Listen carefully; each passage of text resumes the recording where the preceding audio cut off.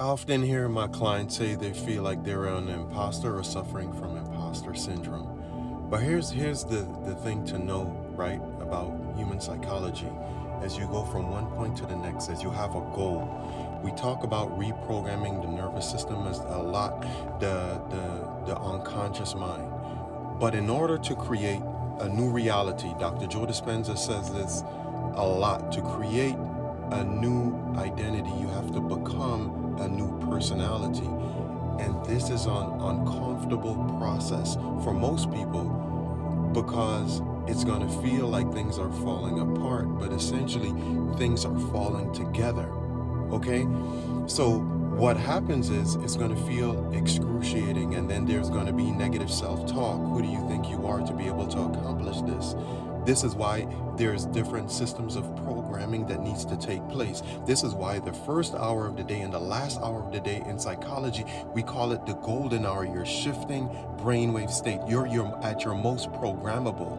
Right? And many times people have these unconscious blocks, and you find yourself self-sabotaging because your nervous system programming, you have to realize, especially from ages 1 to 8, is based on your family environment, what you're taking in, things people are telling you. That's how you're identifying yourself.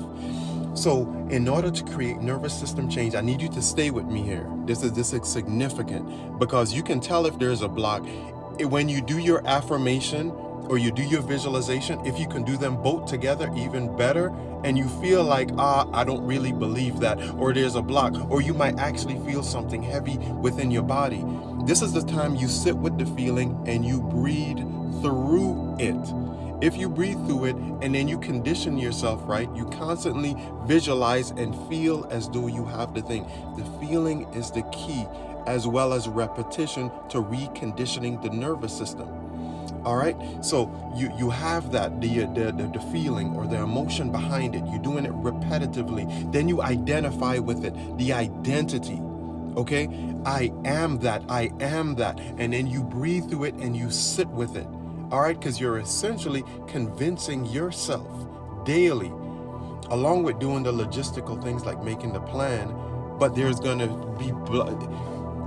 come obstacles.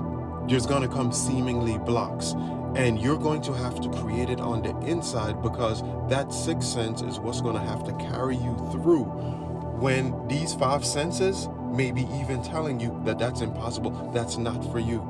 And you're going to feel isolated and lonely, like the butterfly in the cocoon. But when the butterfly comes out of the cocoon, it never crawls ever again.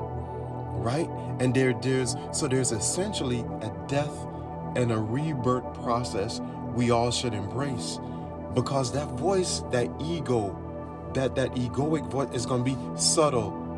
Wow, you can't do this. Who do you think you are? You know nothing about this. This is too hard. Maybe this is a sign that you should stop. All these different things. You're not good enough. You're not enough. You'll never have that. But you already have it the moment you gave birth to the idea on the inside.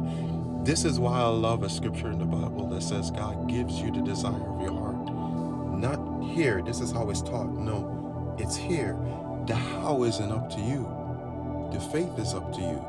So I'm talking to you about how to program your nervous system to where you create a new neurological pathway. This is what happens in the brain. You become the person ahead of the moment. You create a future memory before it even happens. Hey, blessings. Have a great day.